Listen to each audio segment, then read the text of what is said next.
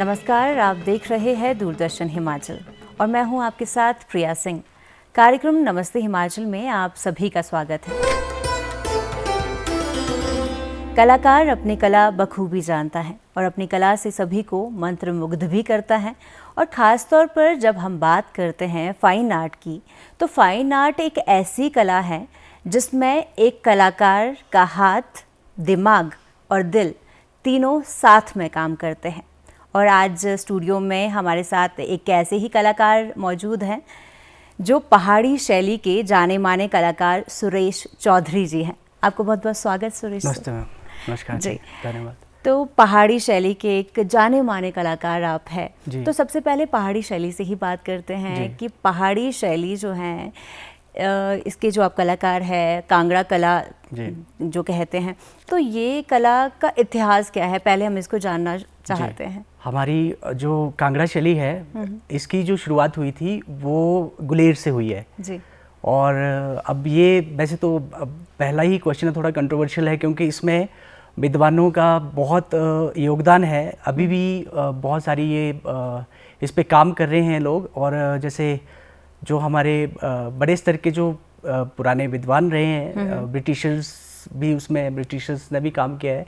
जैसे WG Archer हो गए, काल खंडालावाला हो गए और MS रंधावा हो गए, BN गोस्वामी जी ने भी अभी हाल ही में बहुत सारा काम किया है।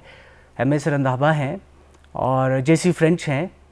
तो इन्होंने यही चीज़ों का पता लगाने का प्रयास किया था कि कांगड़ा शैली या पहाड़ी शैली की शुरुआत कहाँ से हुई थी और इसकी मतलब गतिविधियाँ क्या हैं, क्या इसका कालखंड रहा है और किन किन रियासतों में या किन राजाओं के इसमें ये फली फूली है। लेकिन आपसी इनके कुछ मतभेद हैं कि कहाँ से शुरू हुई है। फिर भी मोटे तौर पे जैसे अनंत कुमार स्वामी हो गए और खंडालावाला हो गए, WG ऑर्चर हो गए, JC फ्रेंच हो गए, इन्होंने इसकी शुरुआत जो है वो बसोली से मानी है सबसे पहले। हाँ जी। बसोली रियासत से। और उसके बाद आर्टिस्ट मूव हुए कांगड़ा गुलेर की तरफ, और गुलेर से फिर सीधे आए ये कांगड़ा टीरा सुजानपुर में राजा संसार चंद के समय में जी। तो जो हमारा एक्चुअली का जो क्षेत्र है ये जम्मू से लेकर के और गढ़वाल से होता हुआ पठानकोट और ये सारा मंडी वगैरह जो है, ये सारा पंजाब हिल्स बोलते थे इसको पहले। तो ये छोटी छोटी रियासतें थी। आज से कोई 250-300 साल पहले जब छोटी रियासतें होती थी राजाओं के समय में, ये बड़ा मतलब अपने समय में अपने क्लाइमेक्स पे था जी। और खासतौर पर आपकी बात की जाए तो आपने कब स्टार्ट किया और कैसे जर्नी स्टार्ट हुई चित्रकला में आपकी? हमारे जो कटोच वंशज हैं वो अपना मतलब वो उस बात में कोई संदेह नहीं है, उन्होंने अपना पूरा वंशावली पूरी स्थापित कर दी है उसमें, पूरा मतलब आ गई है सारी डेट वाइज। तो जो 1905 में जो अर्थक्वेक हुआ था उसमें सब कुछ डैमेज हो गया, लेकिन पेंटिंग्स जो थी अभी भी हमारे पास देखने को मिल जाती हैं। क्योंकि जिस गांव से मैं हूँ वो रजोल गांव है, और रजोल गांव बड़ा ऐतिहासिक गांव है और कांगड़ा में ही पड़ता है। हाँ, कला क्षेत्र में।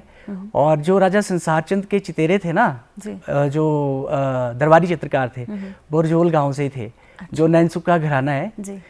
तो चंदूलाल रैना जी उसमें अभी हाल ही में स्वर्गवासी हुए हैं।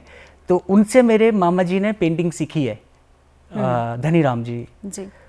तो हुआ क्या था कि जैसे जो रजोल है वो उनका घर मेरे घर से मतलब बड़ा, जो चंदूलाल रैना जी नैनसुख का जो घराना है, मतलब बड़ा जैसे 5 मिनट का अंतर है जी। तो आप कल्पना करिए कि 30, 35, 40 या 45 साल पहले जो नदियां हैं वहाँ पे लोकल, उनको मतलब बहुत ज़्यादा डेवलप नहीं था उसमें। तो वो घाटियों को क्रॉस करके वो सीखने आते थे मेरे मामा जी धनीराम। तो रहते हमारे घर ही थे, रात होगी तो वहाँ रहना। तो उसमें तो खैर हम मतलब पैदा भी नहीं हुए थे, जब छोटे छोटे हुए धीरे धीरे पले बड़े। इसमें मैं इस मंच के माध्यम से मैं बताना चाहूँगा जो मेरे माता पिता हैं उनका बड़ा सहयोग है, भाई बहन है इस क्षेत्र में मेरे को लगाने के लिए। लेकिन पिताजी का और मेरा भी एक दिली ख्वाहिश थी, क्योंकि मेरे पिताजी हिमाचल प्रदेश पुलिस से रिटायर हैं, तो वो मेरे को IPS बनाना चाहते थे उसमें जी। हुआ क्या कि मैं मामा के घर रहने चला गया बचपन से ही जी। तो वहाँ जो इम्पैक्ट पड़ा वहाँ पे सारी कांगड़ा पेंटिंग का ही काम होता है वहाँ पे। मतलब उनसे ही आपने सीखा? हाँ जी, हो? तो वहाँ से ही मतलब वो ऑटोमेटिकली एक एटमॉस्फेयर होता है मैम। वो कुछ चीज़ें हैं जो कलाकार समाज से लेता है और वो चीज़ें धीरे धीरे, क्योंकि बच्चा जब बड़ा हो रहा होता है धीरे धीरे, तो वो इम्पैक्ट उस पर पड़ता है कि वो क्या कर रहे हैं, आसपास क्या हो रहा है, क्या घटित हो रहा है। जिस तरह का एनवायरनमेंट होता है उस तरह की ही उसकी सोच हो जाती है, उस तरह का ये वो सीखता है जी। तो इसमें बड़ी इंटरेस्टिंग बात है, हमारे कांगड़ा में या हिमाचल में लिखनऊ करके एक फोक आर्ट है जी, जो अब धीरे धीरे खत्म हो रहा है। अभी फॉरेनर्स और बड़े स्तर के जो रिसर्च स्कॉलर हैं उस पर रिसर्च कर रहे हैं। ये धार्मिक अनुष्ठानों पे अच्छे बुरे कार्यों के लिए किया जाता था। तो कांगड़ा में क्या है कि ये काम करते थे, या तो कोई बड़ी बहन हो, दूल्हे की कोई बड़ी बहन हो वो करेगी, या फिर जैसे चितेरे होते थे, उनको जो चित्रकार होते हैं ना उनको गांव में चित्रेरे बोलते हैं कांगड़ी में जी। तो ये चित्रेरे यही थे। जैसे मैं मामा जी की बात कर रहा हूँ, धनीराम जी की, और जैसे चंदूलाल रैना जी की जो फैमिली थी, तो इनको बोलते थे, उसको ये साई देते थे। साई इन द सेंस की एक किस्म का बंधन था, एक लाग देते थे कि आपको इतनी तारीख को, जैसे 20 या 10 मार्च को शादी है दूल्हे की या दुल्हन की, तो आपको उस घर में आके चित्रांकन करना है, उसको सजाना है दरवाजों के बाहर। तो उसमें क्या थीम रहती थी कि जैसे हमारे जैसे ये बड़ी पूर्वजों की चीज़ें हैं, जैसे हमारे पूर्वजों से चली आ रही हैं, ऋषि मुनियों के, जो आप किसी ऋषि का आश्रम देखेंगे ना मैम, हाँ। तो उसमें वो उसको सजाया होगा लिखनऊ से, वो जो दरवाजों से जी। तो उसमें जो एलिमेंट डलते हैं, जो ऑब्जेक्ट या सब्जेक्ट होते हैं, वो हमारे धार्मिक होते हैं।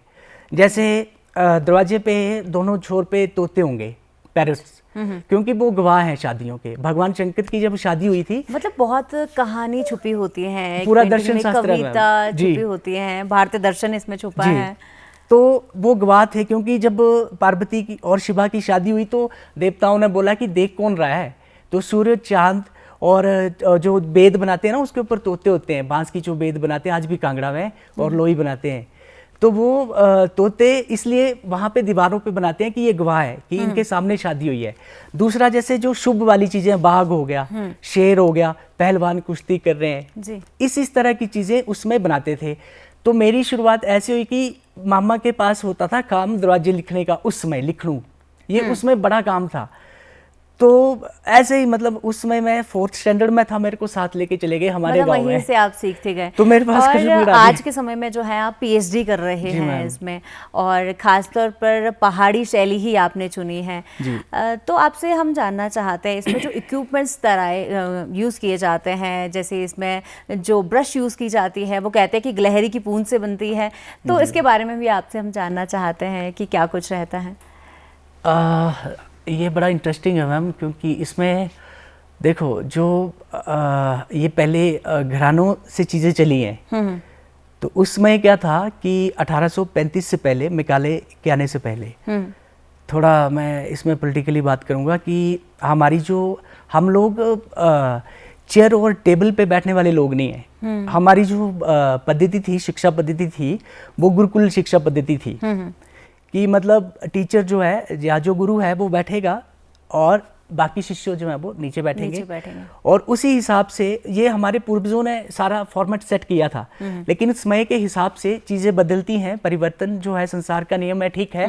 लेकिन जैसे ही मेकाले आया, ब्रिटिशर्स जब आए, उसमें आपको पता है जो लोग हैं, जो बुद्धिजीवी हैं, उन्होंने पता नहीं कितने लाखों में, हजारों में गुरुकुलों की संख्या बताई है पूरे भारत में जी।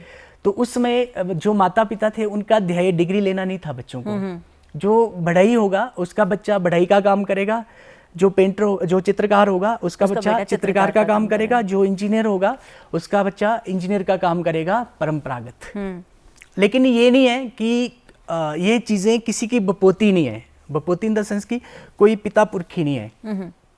जो जिसका मतलब जो जिसका एक किस्म से ये बोल सकते हैं कि मन कर रहा है कि मुझे ये करना है। बच्चे उस हिसाब से बड़े सारे आर्टिस्ट निकले हैं। उसके बाद आर्ट कॉलेज सबसे पहले ये चेन्नई, मद्रास और कलकत्ता वगैरह में इन्होंने स्थापित किए, लाहौर वगैरह में। और 1905 या 2 तक इन्होंने मतलब 5-10 आर्ट कॉलेज वहाँ पे स्थापित कर दिए थे।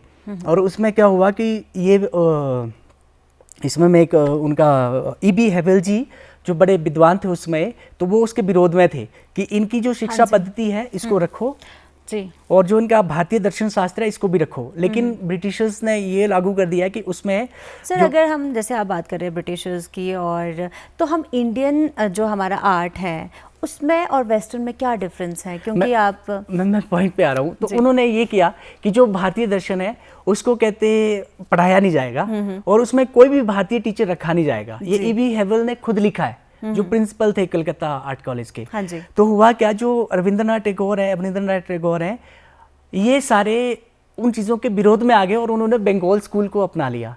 तो बंगाल स्कूल जो पहाड़ी शैली से इंस्पायर था और अजंता से प्रेरित था, तो उन्होंने अपना उसका विरोध करके, ये एजुकेशन पॉलिसी का विरोध करके ये चीज़ें आई।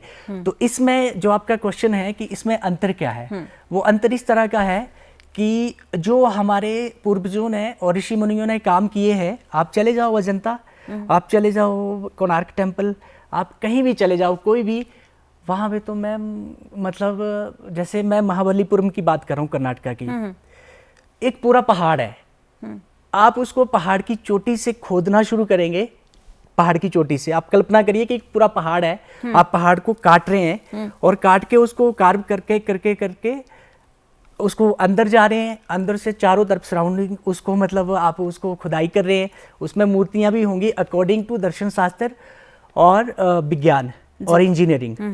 तो ये सारा चीज़ों का समावेश है। तो आप उसको पूरा पहाड़ को खोद रहे हैं, मूर्तियां बना रहे हैं, आप धर्मस्थल बना रहे हैं, आप लोगों की भावनाओं को उसके साथ जोड़ रहे हैं और फिर उसको खोद कर आप बाहर आ रहे हैं। तो ये ऐसे थे लोग उसमें। तो जो हमारा जो इंडियन आर्ट है वो उसका जो सीधा कनेक्शन है वो दिल से है, रूह से है। जो वेस्टर्न आर्ट है, मैंने अभी बात की ना, आपको सामने बिठा दिया जाएगा लाइव मॉडल और फिर हम बनाएंगे, वो ड्रामेटिक है। ऐसा नहीं है कि इंडियन जो वेस्टर्न आर्टिस्ट हैं उन्होंने काम नहीं किया है, बहुत अच्छा काम किया है। जैसे यूरोप में अपने जो रिनेसा आया था, हाई रिनेसा आया था, और भी जैसे फ्रेंच उसमें फ्रेंच आर्टिस्ट हुए हैं, या जो हमारे अपने जी। जैसे गोया मेरा बहुत फेवरेट आर्टिस्ट है, कैरावेजियो मेरा फेवरेट आर्टिस्ट है, लियोनार्डो डा विंसी, उन लोगों ने बड़े अल्टीमेट काम किए हैं। लेकिन फिर भी इन सब से हटके जो इंडियन आर्ट है वो पूरा भारतीय दर्शन और सौंदर्य शास्त्र को लेके चलता है। जी, अब थोड़ी सी बात करते हैं कांगड़ा पेंटिंग की, खास तौर पर पहाड़ी शैली में आप काम कर रहे हैं। तो कांगड़ा शैली को नेचुरल ब्यूटी कहा जाता है, तो क्यों कहा जाता है नेचुरल ब्यूटी? देखिए मैम, एक तो हमारा दुर्भाग्य पता क्या है, जो हमारे इसमें हम सब दोषी हैं, क्योंकि जो ये धरोहर है हम सब भी हैं, क्योंकि इसमें लोगों को पता ही नहीं है, अवेयरनेस नहीं है कि कला हमारी जो कांगड़ा शैली है उसका रोल क्या है और है क्या। मतलब आज भी जेसी फ्रेंच ने अपनी एक किताब, हिमालयन आर्ट है, बहुत बड़ा ग्रंथ है उनका, यात्रा वृत्तांत है, 1829 में वो भारत आए थे किसी की खोज में। तो उन्होंने लिखा है कि कांगड़ा शैली जो है ना, वो आने वाले समय में युगों युगों तक आने वाली पीढ़ियों को प्रेरित करती रहेगी और एक सही ट्रैक पे लेके चलती जाएगी। ये बहुत बड़ी बात कह दी है उन्होंने।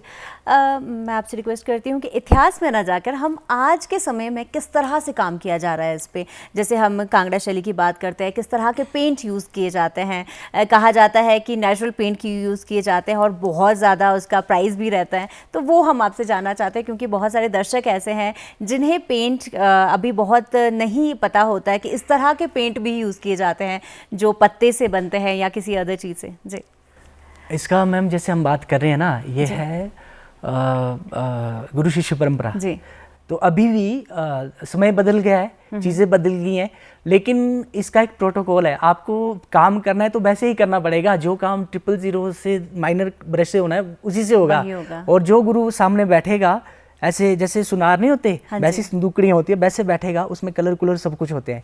सामने शिष्य बैठेगा, वो एक पेंटिंग बनाएगा, उसको बताता जाएगा। वो गुरु शिष्य परंपरा ऐसे ही सीखा है। हाँ, तो अभी भी मेरे पास कम से कम कोई 250 के करीब, 300 के करीब मैंने लोगों को सिखा दिया है, ऑल इंडिया लेवल के और बाहर के। तो उसमें से ऐसे ही फॉरेनर्स आते हैं, तो ऐसे बैठ के काम करते हैं, लोग घरों में रहते हैं हमारे। तो उसमें जैसे आप टेक्निकल पॉइंट की बात कर रहे हो, तो मैं बताऊं आपको कि ये एक अच्छा माध्यम है, मैं बता सकूं आपको, मानव अधिकार वाले हैं ना जी, अभी इसका उन्होंने एक पॉइंट आउट उठाया पीछे कि जैसे ब्रश बनते हैं इसके गिलहरी के बालों से जी, लेकिन उसका ये अर्थ नहीं है कि वो लोग, जयपुर वाले लोग गिलहरियों को लाते हैं और मारते हैं, ऐसा नहीं है। ओके, उनका एक टेक्निक है, गिलहरी पकड़ने का टेक्निक है। उसको गिलहरी को पकड़ेंगे, उसके पूंछ के हल्के से बाल काटेंगे ब्रश के लिए और फिर छोड़ देंगे उसको। ओके। तो ये उनका एक रोजगार था। और ये ब्रश जो है ये कितने समय तक चलता है? जैसे कलर होते हैं इसमें, नेचुरल कलर होते हैं, स्टोन होते हैं, अब जब पत्थर घिस के आप लगाएंगे तो बड़ा सॉफ्ट होता है ये, मतलब बहुत ही सॉफ्ट ब्रश होता है। ज़्यादा से ज़्यादा 2-3 पेंटिंग एक ब्रश निकाल पाता है।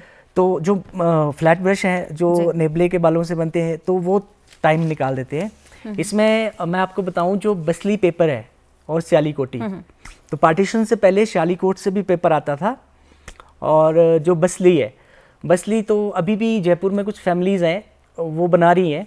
और उसको जैसे हमारा जो बही खाते नहीं होते थे रियासतों राजाओं के समय में, जिसपे वो कानून लिखे जाते थे, सब कुछ बही खाते में लिखा जाता था। तो उस प्रोसेस से उस पेपर को गुजारा जाता है, उसको बसली बोलते हैं। तो ये इस पेपर की जो लाइफ है वो 250, 300, 400, 500 सालों तक रहती है। तो उस पे बनाते हैं उसको, और उस पे स्पेशली उसी के लिए उसको यूज़ किया जाता है। जैसे वो शीट बन गई, उसके बाद आप उसको खड़िया लगाएंगे जी। खड़िया जो नॉर्मल खड़िया होती है, वो खड़िया को बाइंडर से आप मिक्स करेंगे। बाइंडर होता है जैसे बबूल की ग्लू होगी, नगोरी गूंद कतीरा होगी, इसको हम खाने के लिए भी यूज़ करते हैं। और एक होती है श्रेष्ठ ग्लू होती है जो पशुओं, मृत पशुओं की चर्बी और खुरों से बनती है। तो उसको मेल्ट करके, मतलब कि चॉकलेट के उसे होती है वो टिक्कियों में जी। तो जैसे आप खोलते हुए पानी में उसको डालेंगे वो मेल्ट हो जाएगी। तो रेशो का ध्यान रख के, जैसे मान लिया कलर है, आप सिपियों में कलर रखते हैं, या जैसे नारियल के जो कटोरियाँ होती हैं काट कर बनाई होती है उसमें कलर रखते हैं, तो ग्लू डाली, कलर डाला और उस उंगली से घोला और छाना और अप्लाई कर दिया जी। इसमें जो कलर है जैसा आप बोल रहे हैं कलर इसमें 5-6 मैं आपको बताऊंगा। जैसे संग्रफ है, ये रेड कलर होता है। हिंगूल है, ये 2-3 टाइप का मिलता है इसी की, मतलब आसपास हिंगूल और संग्रफ में कोई ज़्यादा डिफरेंस नहीं है जी। और बरकी हड़ताल है, पीला कलर होता है। ये लैपिस लाजुली जो काबुल कंधार से आता है, ये ब्लू कलर होता है। ये डिफरेंट अल्ट्रामेरिन ब्लू भी है, पर्शियन ब्लू भी है, कोबाल्ट ब्लू भी है, 3-4 शेड में आपको मिल जाएगा, सी ग्रीन में भी मिल जाएगा। और ये भी स्टोन तो है। आज के समय में ये जो नेचुरल कलर्स जो बनते हैं ये आसानी से मिल जाते हैं? हाँ मैम, मिल जाते हैं ना, लेकिन कॉस्टली है। जैसे 40-50 हज़ार रुपये किलो है। इसमें 50,000 का एक कलर आता है किलो के हिसाब से, किलो के हिसाब से। लेकिन इसमें मैं आपको थोड़ा एक और इंटरेस्टिंग बताऊं कि इसमें एक गऊ गोली होती है। गऊ गोली होती है जो पुरानी पेंटिंगों में कृष्णा की धोती पे लगी है। वो बड़ा रेयर कलर होता है, आसानी से मिलता भी नहीं है।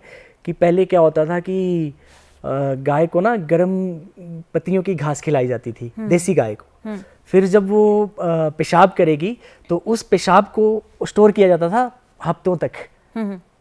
तो इसकी टेक्निक तो थोड़ी लंबी है, हर आर्टिस्ट का अपना उसका नज़रिया है बताने का, लेकिन जहाँ तक मैं समझता हूँ, मतलब इमेजिन भी नहीं किया जा सकता कि गौमूत्र से भी कलर बनाया जा सकता है। और उससे कलर येलो बनता है जो कृष्णा की धोती पे लगा है। जब आप उसको पेंटिंग को देखेंगे, अंधेरे में देखेंगे तो शाइन करेगा, रेडियम चमकेगा उसमें जी।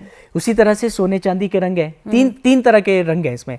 एक स्टोन कलर है, एक है जो वनस्पति के रंग होते हैं, जैसे डली नील हो गया, कैक्टस हो गया, और भी हैं सिंदूर हो गया, और एक हो गए जो मेटेलिक पेंट है जी।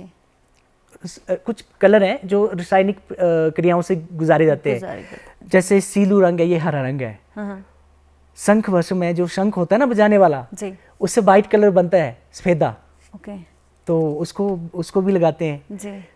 तो ये वैसे जो कलर है मैम, जो इनका बड़ा इंटरेस्टिंग है। कलर जैसे बनते हैं ना ये, तो आर्टिस्ट मतलब एक किस्म की वो मेडिटेशन ही है कि काम कर रहा है, बस वो कलर खुद बना रहा है। बड़ा मजा आता है काम करने का उसमें जी। आपने बनाया है हाँ के कलर? जो काजल है, आप काजल भी वैसे बनाएंगे जो हमारे पूर्वजों की पद्धति है जी। कि काजल आप ऐसा लेंगे कि अलसी का तेल लेंगे, मीठा तेल जिसको बोलते हैं, फिर उसमें दीपक में डालेंगे, ऊपर कोई प्लेन सा कोई सरफेस वाला कोई परात रख देंगे उसके ऊपर, दीपक के ऊपर। जैसे 2 ईंटें ली, बीच में दीपक जला दिया, ऊपर परात रख दिया, स्लेट रख दिया, तो पूरा दीपक जब जल जाएगा काली खुपरी इकट्ठी हो जाएगी। उसको आप जब वो निकालेंगे थाली में या किसी बर्तन में तो इकट्ठी हो जाएगी डस्ट। अगर आपने लेना है अपनी आंखों के लिए काजल, तो लो उसको नोनी, नोनी बोलते हैं, मक्खन से पहले की प्रक्रिया होती है, दूध से जो निकलता है उससे। मतलब आपने पेंटिंग की जानकारी तो हमें दे ही रहे, साथ में आंखों के काजल के लिए भी आपने जानकारी दे दी।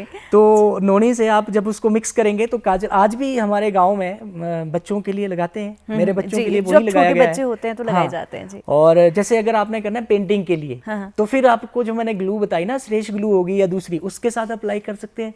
ये तो हो गया अलसी का तेल। उसी तरह से आप कपूर से भी बनाते हैं कुछ आर्टिस्ट, लेकिन उसको थोड़ा घोलने में मशक्कत होती है, ये थोड़ा हल्का ग्रे जैसा होता है जी। जब हम एक आर्टिस्ट से बात करते हैं तो उसकी कला पर बात करना बहुत ज़्यादा ज़रूरी होता है। जब आप पेंट करते हैं तो उस पे काल्पनिक होते हैं वो कि किस तरह से, कि सारी जो इमेजिनेशन पे ही की जाते हैं सारे काम? देखो मैम, जो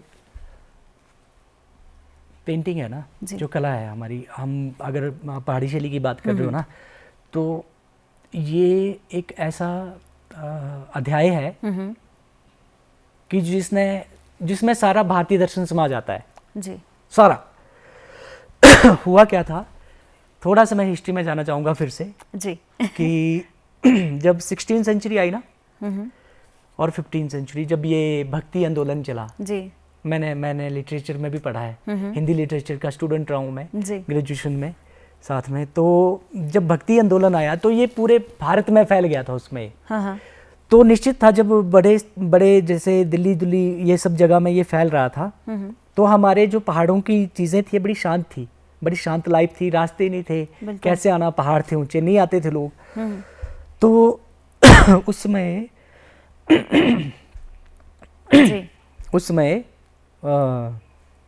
वो इम्पैक्ट पड़ा पहाड़ों पे भी जी।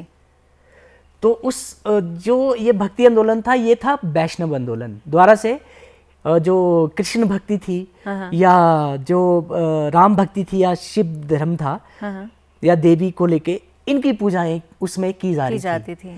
तो जो हमारे असल में है क्या, जो चंबा और कांगड़ा का जो इतिहास है वो मिलता है आपको रामायण और महाभारत से, जितनी मेरी जानकारी है। लेकिन हम बात करें बाघल रियासत की, अर्की की या शिमला या यहाँ वहाँ की, तो जो बाघल रियासत है उसके राजा तो आए हैं अपने बनारस से जी, मंडी के राजा आए आपके बंगाल से आए, यहाँ वहाँ से। लेकिन जो हमारे पुराने वाले लोग हैं, जो महाभारत और ये सारे, ये तो ऑथेंटिक है जी। जो हमारा किला है वो सुशर्मचंद्र ने बनाया हुआ है महाभारत के समय में, जो कौरवों की तरफ से लड़ा था। तो ये तो पहले से कृष्ण भक्त थे, तो ये सारा का सारा इम्पैक्ट जो था इनके ऊपर पड़ना ही था। तो ये अब जब कृष्ण भक्ति की बात हो रही है या हिंदू धर्म की बात हो रही है, तो सारा का सारा जो दर्शन शास्त्र है फिर उसमें ऑटोमेटिकली आ जाता है। जो कृष्ण लीलाएं हैं, जैसे भागवत पुराण हो गया जी, बिहारी सतसई होगी, शिव पुराण हो गया, रामायण महाभारत हो गए, देवी महात्म्या होगी, और गीत गोविंद हो गया, रागमाला सीरीज होगी, और भी इस तरह के बहुत सारे सब्जेक्ट हैं, मतलब जो पूरे भारतीय दर्शन को साथ लेके चले हैं, पूरा दर्शन शास्त्र इसमें समाया हुआ है। ये तो हो गया एक सब्जेक्ट की बात। अब जो राजाओं के शौक थे ना उसमें, या रानियों के शौक थे, तो वो आर्टिस्टों को अकेले नहीं छोड़ते थे जी। चाहे राजा अपने महल में है, चाहे राजा अपने किले में है, चित्रकार वहां होगा ही होगा, क्योंकि कैमरे होते नहीं थे। या चाहे राजा शिकार खेल रहा है तो चित्रकार उसमें जाएगा, या रानियां या राजा कहीं हरम में है तो चित्रकार वहां भी बैठा है। तो चित्र वैसे ही बने हैं, जिसको हम स्वी बोलते हैं, स्वी चित्रण मतलब पोर्ट्रेट जी। और एक तो ये हो गया आपका राजदुरार की चित्र, ठीक है। अब तीसरी हम बात करेंगे जो सोसाइटी से रिलेटेड चित्र है जी, जिसमें लोग कहीं अपने घरों में बैठे हैं, कहीं खाना खा रहे हैं अंधेरे में, कहीं शिकार कर रहे हैं, है ना, कहीं नंगे पैर हैं, कहीं डांस कर रहे हैं। मतलब वो सब काल्पनिक बनाई जाती हैं। मतलब अगर खासतौर पर आपकी बात की जाए तो आपने जो अभी तक सीरीज पे काम किया है, वो कुंजू चंचलो हो या किसी भी सीरीज की हम बात करें, तो वो सब काल्पनिक है या एक्ट्रेस को लेकर, एक्टर को लेकर बनाई जाती हैं, क्या कुछ रहता है? हाँ, इसका मैम ऐसा है कि जैसे बहुत सारे लोग हैं जिनके मन में ऐसा विचार आता है कि आप कॉपी कर रहे हैं जी। जब लोग ऐसा बोलते हैं कि कला को आप कॉपी कर रहे हैं तो वो असल में कला की सही परिभाषा दे नहीं पाते हैं क्योंकि उनको समझ नहीं है। इसमें दो चीज़ें हैं कि अब यही बात मैं एक एग्जांपल देके बताता हूँ कि जो विद्वान हैं पुराने वेस्टर्न, उन्होंने ऐसा बोला है कि कला कॉपी है। अब ये मैं प्रूव कैसे करूँगा कि जैसे आप चित्रकार हैं, मैं कारपेंटर हूँ जी। मुझे बनाने वाला कौन है? ईश्वर जी। तो इस संसार में सबसे बड़ी जो शक्ति है, जो कलाकृति है, वो इंसान है। सबसे बड़ा जो चित्रकार है वो ऊपर परमात्मा भगवान भोलेनाथ वहां बैठा हुआ है। आप मुझे बोलेंगे, मैं आपको बोलूंगा मुझे आपने एक टेबल बना के देना है, क्योंकि टेबल का एक चित्र बना के देना है। आप चित्रकार हैं जी। आप क्या करेंगे, यहाँ टेबल पड़ा है, आप बोलेंगे कि जी मैं ये टेबल बना रही हूँ, इसको देख के बना रही हूँ, तो लोग बोलेंगे कि मैं कॉपी कर रही हूँ, मैं इसको इमेजिनेशन से बनाती हूँ। तो आप क्या करेंगे, एक टेबल बनाएंगे और उसके नीचे उसकी टांगे टूंगे बना देंगे, सब कुछ लगा देंगे। बिल्कुल। लेकिन आपके माइंड में आया कैसे है टेबल ऐसा होता है, कैसे आया? क्योंकि मतलब ये तो एक चित्रकार की क्रिएटिविटी ही है। और जैसे कि ये टेबल तो बढ़ई की कल्पना है ना जी, आपकी तो नहीं है। आपने तो आंखें बंद करके टेबल को देखा हुआ है, लेकिन वो तो कारपेंटर ने बनाया, मैंने बनाया है। लेकिन मेरे मन में जो आइडिया देने वाला वो तो भगवान शंकर है, ऊपर बैठा हुआ है जी। तो कला कॉपी इस तरह से है कि सबसे पहले जो कलाकार है वो ईश्वर होगा, दूसरे नंबर पे कारपेंटर होगा, तीसरे नंबर पे चित्रकार होगा जी। तो उन्होंने ऐसा स्वीकार किया कि कला कॉपी है। लेकिन हमारे लोग जो हैं ये कुछ हैं जो बोलते हैं कि मैं तो कॉपी नहीं कर रहा हूँ, मेरी इमेजिनेशन है। आप बनाओ ना, जो भगवान ने इंसान जो बनाए, आप उससे अलग हटके कुछ सोचो। कि कोई ऐसा इंसान पैदा कर तो हो ही नहीं सकता। बिल्कुल, कहीं ना कहीं से तो हम सीखते हैं ना मैम, प्रेरणा है जी, इंस्पिरेशन से कुछ नहीं है। तो इसके लिए फिर मैंने जो पुराने जो कांगड़ा पेंटिंग का एक फॉर्मेट है कि ये असल में कांगड़ा पेंटिंग अपनी एक्सप्रेशन को लेके, अपनी ब्यूटी को लेके और नायिकाओं की सुंदरता को लेके, उनके बलखाते हुए कैरेक्टर्स को लेके वर्ल्ड फेमस है जी। तो ये खूबियां एक नायक में और नायिका में होनी चाहिए। ऐसा नहीं है कि अभी अच्छा, ये खूबियां कैसे आप देखते हैं कि किस तरह की खूबी होनी चाहिए जो आप इमेजिनेशन? अब जैसे 25 सालों से मैं काम कर रहा हूँ, 26 सालों से जी। तो अभी जैसे हम माल रोड में आप ये कुंजू चंचलो की बात कर रहे हैं, तो हमें याद है कि कुंजू चंचलो एक बहुत ही खूबसूरत गाना भी है। तो हम चाहते हैं इसके बारे में तो आपसे बात करेंगे ही, साथ ही में हमारे दर्शकों को एक गाना दिखा देते हैं, कुंजू चंचलो।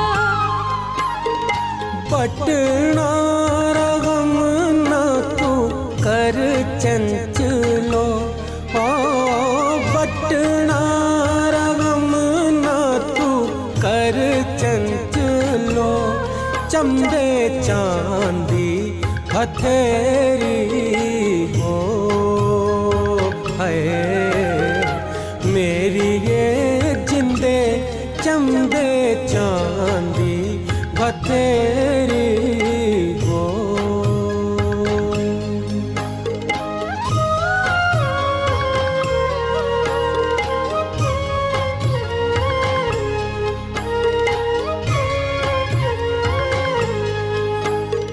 राती ओ थराती मत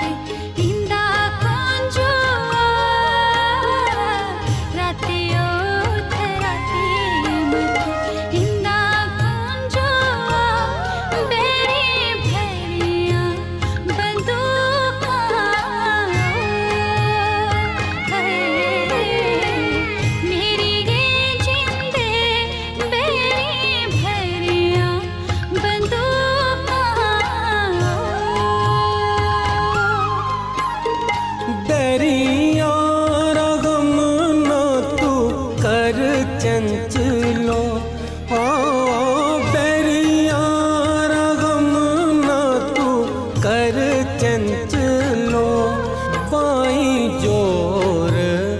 तेरा हो मेरी ये जिंदे बाई जोर तेरा हो।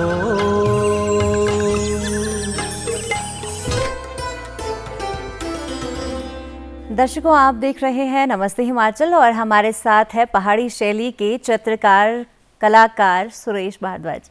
सर, सुरेश जी, जब हम आपसे बात कर रहे हैं बहुत सारी बातों की, तो आप कुंजू चंचलों की हम बात कर रहे थे, वो सीरीज़ थी और आप कह रहे थे उसके बारे में, तो किस तरह की ये काल्पनिक नहीं होती है, ये एक जिस तरह के आप कह रहे हो कि अलग अलग तरह के फेसेस होते हैं जो जिसके अलग अलग तरह के क्राइटेरियाज होते हैं, तो हम आपसे जानना चाहते हैं कि किस तरह के क्राइटेरिया वो रहते हैं, किस तरह से आप चूज़ करते हैं एक पर्सन को कि ये बनाया जाएगा।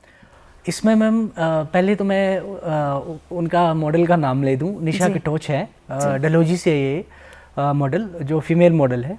और अभी इस पे जो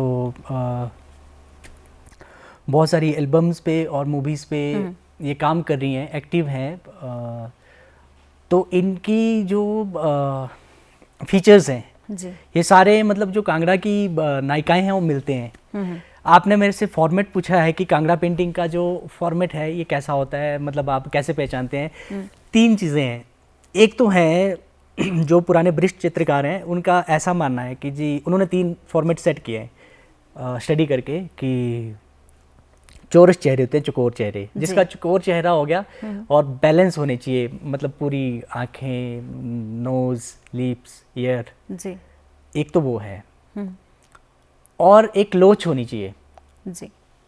जो कांगड़ा शैली है वो नायिकाओं की ब्यूटी के लिए मानी जाती है और भाव प्रदर्शन के लिए, तो वो सारी लोच जो है, लोचदार नायिकाएं होनी चाहिए सुंदर। एक दूसरा है गोल चेहरे, जिनके गोल फेसेस हैं और वो सारी विशेषताएं, अगर उनके एनाटॉमी की अगर हम बात करें, फिगर की बात करें, तो वो होनी चाहिए उसमें जी। तीसरा एक है ओल शेप में चेहरे, ज़्यादातर वो फिर बसोली और गढ़वाल में इम्पैक्ट पड़ गया उनका बाद में, उसमें गढ़वाल जो गोल चेहरे की आप बात कर रहे हैं। हाँ, तो जो ओल वाला शेप, हाँ वो गढ़वाल। जो गोल चेहरा है, जैसे मैंने इनकी बात की निशा कटोच की, तो वो उसमें है।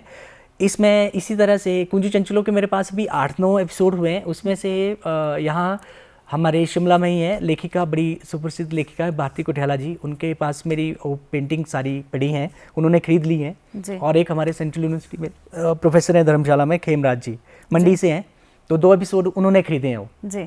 तो अभी बाकी मैं और साथ साथ में और भी काम कर रहा हूँ सीरीज़ को लेके, जैसे अपनी रोमांटिज्म पे हूँ थोड़ा आजकल फोकस में, दर्शन शास्त्र के साथ की, जैसे सोनी महिवाल हो गए जी। तो सोनी महिवाल में और ही रांझा में 2 हैं गर्ल्स, एक है प्रिया शर्मा, वो इंग्लिश लिटरेचर से यही है, अभी प्रिया चौहान करके शिमला में ही है जी। और दूसरा दीक्षा श्रियन करके है, वो PhD कर रही है शिमला से जी। तो लेकिन अभी जस्ट स्केचिंग कर पाया हूँ, उनको मैं एपिसोड पे अभी ढाल नहीं पाया हूँ क्योंकि थोड़ा मेरा रिसर्च का काम भी चल रहा है जी। तो ये, और एक मैं आपको बताऊं कि एक है एक और मॉडल है जो अभी अपने लंदन में किसी विश्वविद्यालय में PhD कर रही है लड़की जी। तो वो एक बस 4-5 मॉडल्स हैं अभी, इन पे आप काम कर रहे हैं जी। जैसे कुंजू चंचलों की हम बात कर रहे थे, तो आपने कहा कि ये खरीद ली है किसी ने तो ये बहुत बार कहा जाता है कि जो कांगड़ा पेंटिंग होती है वो बहुत ज़्यादा महंगी होती है, तो कितनी ज़्यादा ये महंगी होती है और क्यों ये इतनी महंगी होती है? एक तो मैम जो कलर सेंस है ना इसकी, वो थोड़ा टेक्निकल पॉइंट इसका महंगा रहता है। अब जैसे आप गऊ-गोली खरीदने जाएंगे तो 4-5 लाख की मिलेगी और या जैसे आप जो नायिकाओं की ज्वेलरी है ना, या जो राज सिंहासन बने हैं तो सारे सोने के बने हैं, ओरिजिनल सोना जो सुनार लगाता है। तो इस तरीके से अब जैसे कलर है वो 40-40 हज़ार रुपए के हिसाब से मिलते हैं, तो बहुत महंगा काम है, इसलिए थोड़ी महंगी है ये जी। तो जब आप कहीं पे एग्जीबिशन होती है या जो लोग देखते हैं तो वो समझ पाते हैं कि ये इतनी महंगी क्यों होती है? कई बार कोई एक्सपीरियंस आपका रहा हो कि ये तो इतनी महंगी नहीं होनी चाहिए, पेंट ही तो हो रहा है, मतलब बहुत बार हम अक्सर ऐसा सुनते हैं। वही है मैम कि जैसे इसके 2 रास्ते हैं, एक तो कलाकार ने काम करना है जी, अपने आप को सिद्ध करना है, तो उसको एक उस या तो वो उस रास्ते को चुने, दूसरा है उसने अपना पेट पालना है, अपना परिवार चलाना है और दुनिया भर का पैसा इकट्ठा करना है। और आपको मैं बताऊं राज की बात कि इस मंच के माध्यम से मैं बता दूं कि कलाकार का स्ट्रगल आज की लाइफ में बिल्कुल भी नहीं है, बिल्कुल भी नहीं है। इतना पैसा इस फील्ड में, हर फील्ड में है, तो आप कह रहे हैं कि स्ट्रगल नहीं है इस फील्ड में? नहीं है। मतलब एक बार सीखना जरूरी है, अगर आप इसमें महारत हासिल कर दे तो शायद तब स्ट्रगल नहीं होगा, हमें जो लग रहा है। ये तो फिर भी टूरिस्ट स्पॉट है माल रोड जी।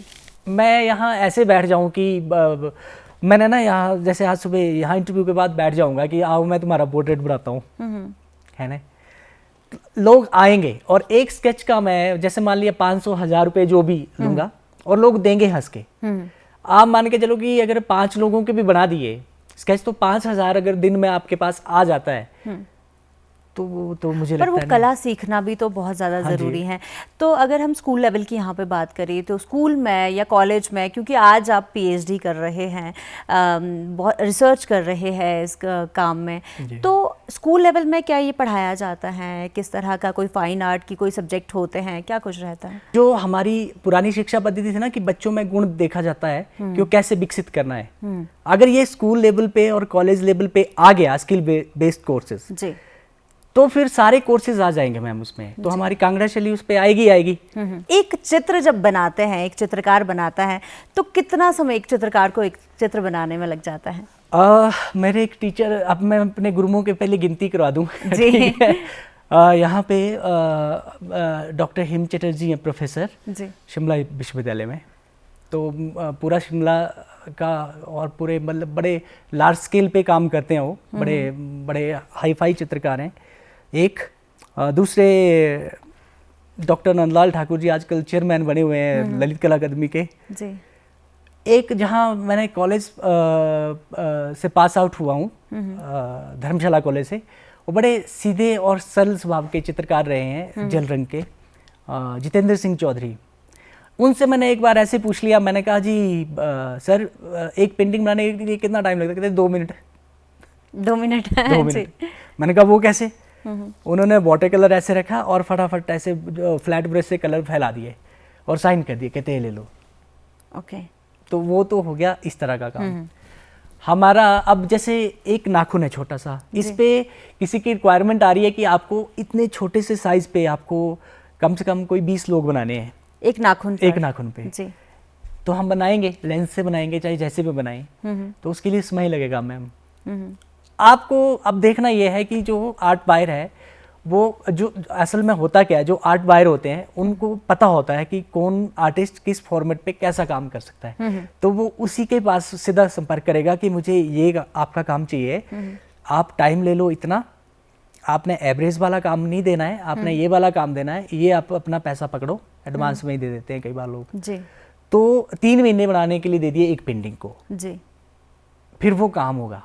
मतलब कुछ पेंटिंग ऐसी होती है जो एक रात में भी बन जाती है और कुछ पेंटिंग ऐसी होती है जिसमें महीनों और सालों भी लग जाते हैं। जैसे मैम अब एवरेज की मैं बात करूँ ना, जैसे कमर्शियल वे की बात करूँ तो मेरे पास तो लोग कई बार ऐसे भी आते हैं कि अभी जैसे फ़ोन करेंगे 3 बजे 15 पेंटिंगें ले आओ आज 3 बजे तक, तो क्या करेंगे फिर 3 बजे फिर वो टीम को बुलाया जाएगा, फटाफट बैठेंगे। मतलब मैं एक दिन में 2 पेंटिंगें बना सकता हूँ आराम से, एवरेज वाली। ऐसा भी नहीं है कि मतलब चलता फिरता काम, नहीं, आसान है, बहुत आसान है, बड़ा मज़ा आता है। मैं अपने बारे में बताऊँ, मेरे जो कांगड़ा पेंटिंग के जो गुरु हैं धनीराम जी, मेरे मामा ही हैं, उन्होंने मेरे को एक मंत्र दिया था कि जी आप अपने आप में एक ध्यान लो चीज़ को, बल्कि ये मंत्र भी उनसे जो पद्मश्री हैं विजय शर्मा जी, कांगड़ा के बड़े हमारे पहाड़ी शैली के बड़े वरिष्ठ चित्रकार हैं चंबा से, उनको उन्होंने दिया है कि आप एक मंत्र रखो कि जब तक आप एक स्केच नहीं बना लेते, एक तब तक आपने सोने से पहले एक स्केच नहीं बना लेते तब तक मैं अनाज नहीं खाऊंगा। ओके। तो ये एक मंत्र है, ये जो नियम है मैम, ये गुरु शिष्य परंपरा की है, अनुशासन। तो ये ध्येय है।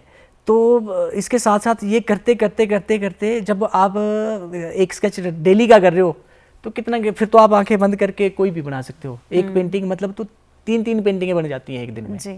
जो एक चित्रकार होता है, एक क्रिएटिव माइंड होना उसका बहुत ज़्यादा ज़रूरी होता है, और उसकी कल्पना जो होती है वो सोच भी नहीं सकते कि इस तरह की भी पेंटिंग की जा सकती है। तो उसको स्टेबल माइंड कैसे रखा जाता है, कैसे वो क्रिएटिव माइंड किया जा सकता है?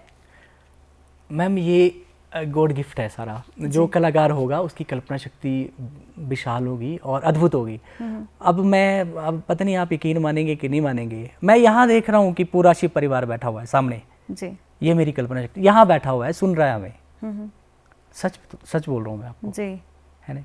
कहीं मैं देख रहा हूँ कि यहाँ जब मैं आ रहा था, जब मैं गेट पे चढ़ रहा था, ये मेरी कोई भावना ही नहीं है, ये मेरी पूरी कल्पना शक्ति है कि जब मैं आपके दूरदर्शन के गेट से आ रहा था तो मुझे ऐसा लग रहा था कि हनुमान जी देख रहे हैं सामने से, जाखू वाली पहाड़ी से जी। पूरे, और बादल बिखरे पड़े हैं।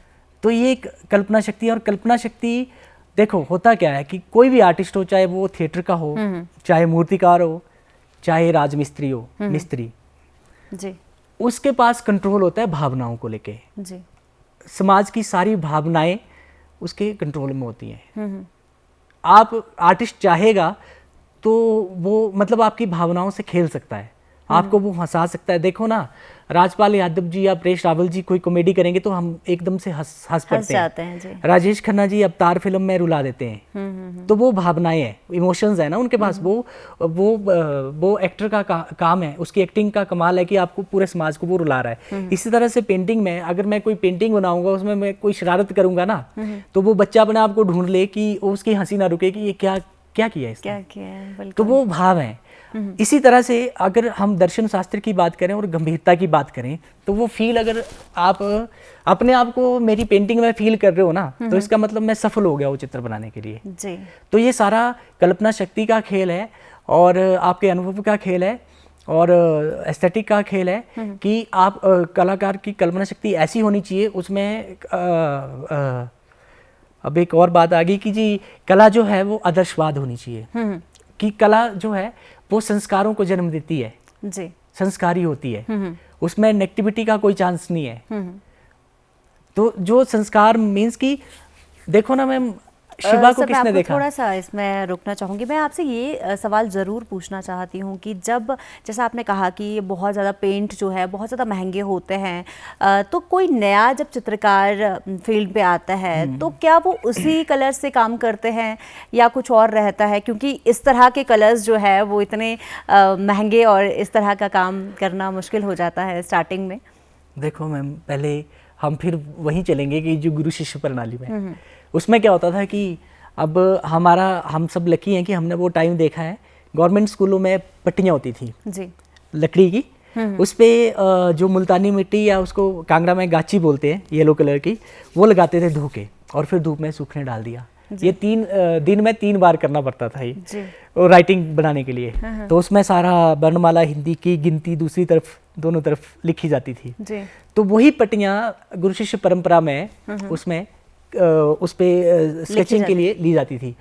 आजकल तो जो बच्चे आ रहे हैं काम करने सीखने, उनमें तो पेशेंस नाम की तो कोई चीज़ ही नहीं है। तो आपका सुरेश जी, अगर हम लक्ष्य पूछे तो क्या है, क्या मैसेज आप उन युवाओं को देना चाहते हैं जो आपको चित्रकार की फील्ड में आना चाहते हैं या कुछ? इस मंच के माध्यम से मैं बोलना चाहता हूँ कि जिस किसी भी पेरेंट्स के जो बच्चे हैं वो ये आर्टिस्ट बनना चाहते हैं, तो पेरेंट्स हो सकता है मेरी बात थोड़ी अटपटी लगे कि पेरेंट्स चाहेंगे कि मतलब क्या मेरा बच्चा डॉक्टर बने, इंजीनियर बने, तो कम से कम बच्चे की भावनाओं को भी तो पूछ लो वो क्या चाह रहा है। तो आर्टिस्ट बनना सौभाग्य की बात है। मतलब 200-300 साल के बाद कोई प्रतिनिधि समाज के लिए चुनकर ईश्वर भेजता है जी। जो मतलब किसी भी पिताजी और माताजी से आप यही कहना चाह रहे हैं कि जो करना चाहता है उनका बच्चा वही करे, क्योंकि आर्ट का आजकल बहुत बड़ा प्लेटफॉर्म बन चुका है। वैसे तो पुराना तो गोल्डन पीरियड था, लेकिन बहुत बड़े प्लेटफॉर्म पे मतलब काम हो रहा है। जी, मतलब कहीं ना कहीं हमें जो अपने बच्चों की ही भावनाओं का ध्यान रखना चाहिए। सुरेश चौधरी जी, आप कार्यक्रम में आए, आपका बहुत बहुत धन्यवाद। बहुत सारी जानकारी दी आपने और बहुत सारी जानकारी, समय के माध्यम थोड़ा सा कम है हमारे पास समय, तो इसके लिए आपका बहुत बहुत धन्यवाद। मैं दूरदर्शन का बड़ा आभारी हूँ, धन्यवाद। तो इसी के साथ ही कार्यक्रम यहीं समाप्त होता है। कल आपसे फिर मुलाकात होगी एक नए विषय के साथ। तब तक के लिए नमस्कार। मिलना जरूरत जो प्यारी चंचलो, ओ मिलना जरूरत जो प्यारी चंचलो, तेरी क्या वो नसानी हो, हाय मेरी ये जिंदे तेरी क्या वो नसानी